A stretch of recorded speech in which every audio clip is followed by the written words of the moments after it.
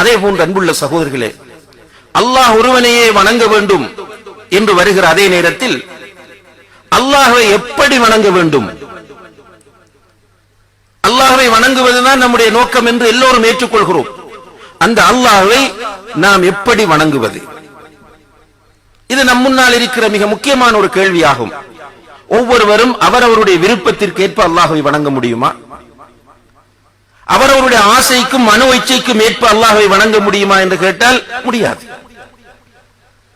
அதற்கு ஒரு ஸ்ட்ரக்சர் இருக்கிறது. அல்லாஹ்வை எப்படி வணங்க வேண்டும் என்பதை நமக்கு சொல்லித் தருவதற்காக வேண்டித்தான் அல்லாஹ் ரசூல் ஸல்லல்லாஹு அலைஹி வஸல்லம் அவர்களை அனுப்பினார். ரசூல் ஸல்லல்லாஹு அலைஹி வஸல்லம் அவர்கள் அல்லாஹ்வை வணங்குகிற அத்தனை முறையையும் காட்டித் தந்தார்கள், எல்லா முறைகளையும். எந்த அளவுக்கு என்றால் அன்புள்ள சகோதரர்களே, மிஅராஜ் போன நேரத்தில் அல்லாஹ் தொழுகையை கடமையாக்குகிறான்.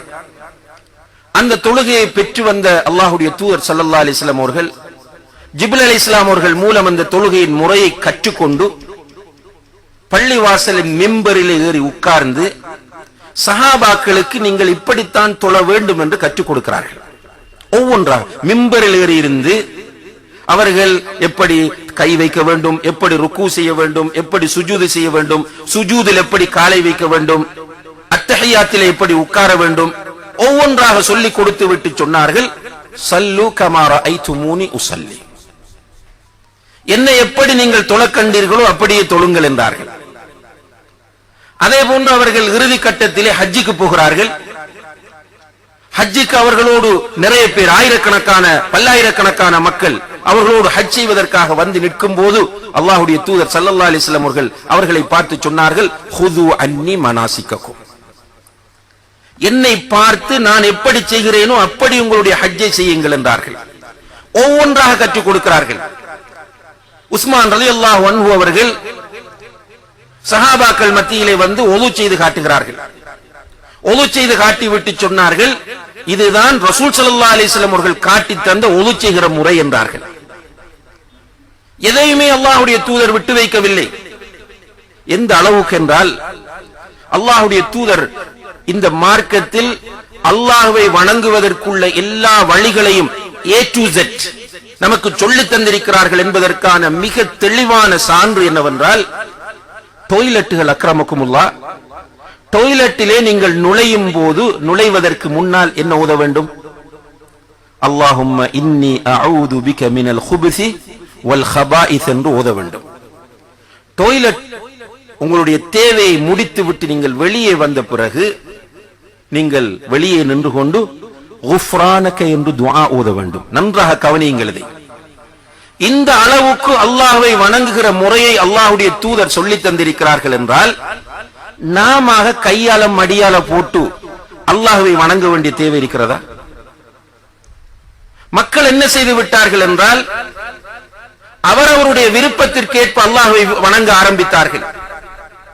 அதனால் ஹிஜ்ரி 10-11ஆம் நூற்றாண்டுகளிலே காபத்துல்லாவிலே 4 மிஹ்ராபுகள். இப்ப இருக்கிற ஹரம் ஷரீஃப்ல போய் பார்த்தா அந்த நேரத்தில் ஹிஜ்ரி, இப்ப நம்ம ஹிஜ்ரி 1439 இருக்கிறோம், 15ஆம் நூற்றாண்டு.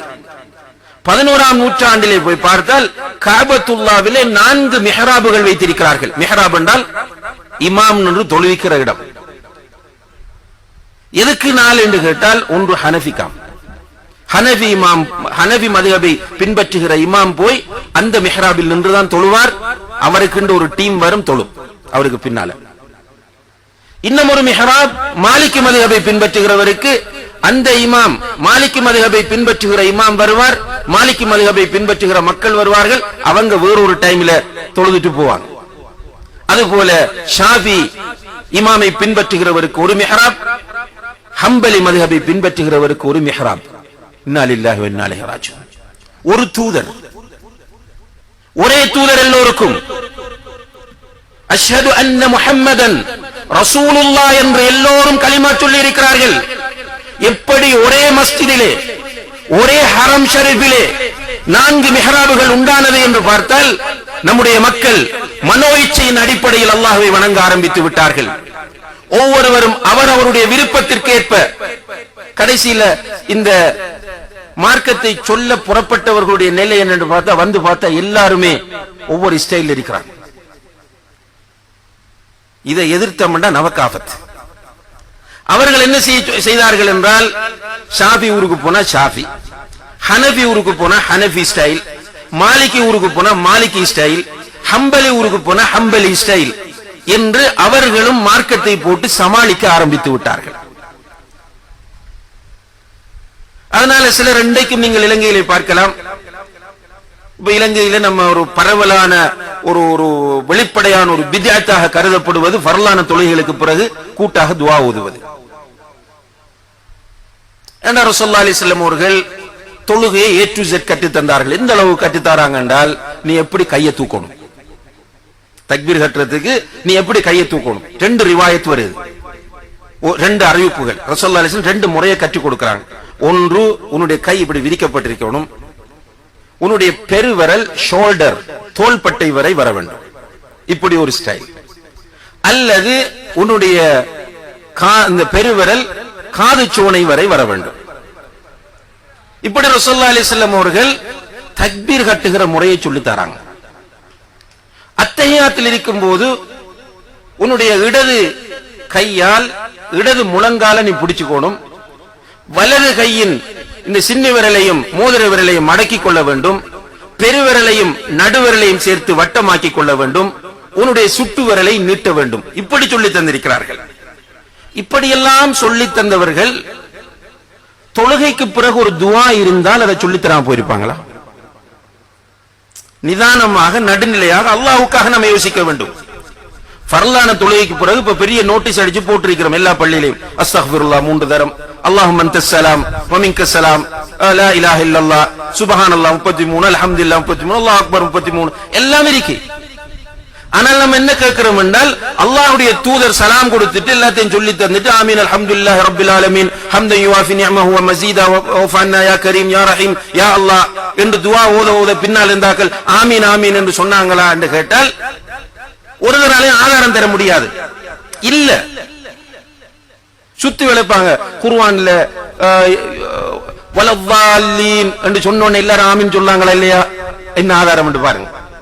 வலவாலீன் என்று சொன்ன உடனே எல்லாரும் ஆமீன் சொன்னாங்க. அப்ப நம்ம என்ன கேட்கிறோம் என்றால், குர்ஆன்ல ஒரு இமாம் ஓதுறார், ரப்பனா ஆத்தினா ஃபித் துன்யா ஹஸனா வ ஃபில் ஆখিরাতি ஹஸனதன் வ கினா அஸாபன் நார். இப்ப ஆமீன் சொல்லுங்க. வலவாலின் என்று ஆமீன் சொல்றாங்க என்ற ஆதாரத்தை நீங்க சொன்னால், ரப்பனா ஆத்தினா ஃபித் துன்யான்றது ஒரு துஆ தானே, குர்ஆன்ல வர ஒரு துஆ.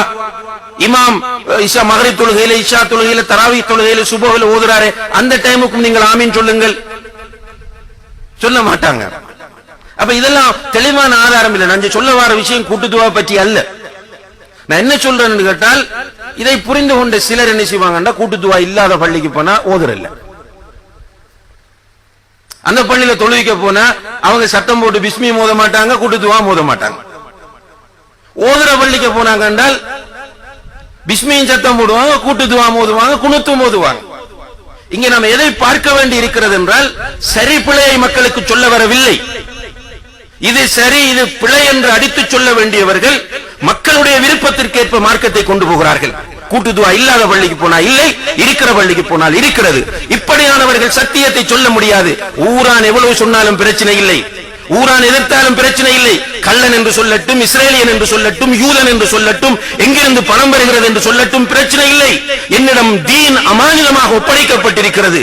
இந்த தீனை நான் சரியாக எத்தி வைக்கவில்லை என்றால் நாளை மறுமையிலே அல்லாஹ்விடத்தில் நான் போய் நிற்க வேண்டி வரும் என்கிற பயத்தோடு அடித்தாலும் உதைத்தாலும் இந்த மார்க்கத்தை சொல்லிக் கொடுக்க வேண்டும் என்பவன் தான் உண்மையாக மார்க்க அறிஞனாக இருக்க முடியும். அல்லாஹ்வை எப்படி வணங்க வேண்டும் என்கிற விஷயம் மக்களுக்கு சொல்லிக் கொடுக்கப்படாமல் போனதற்கான காரணம் இது.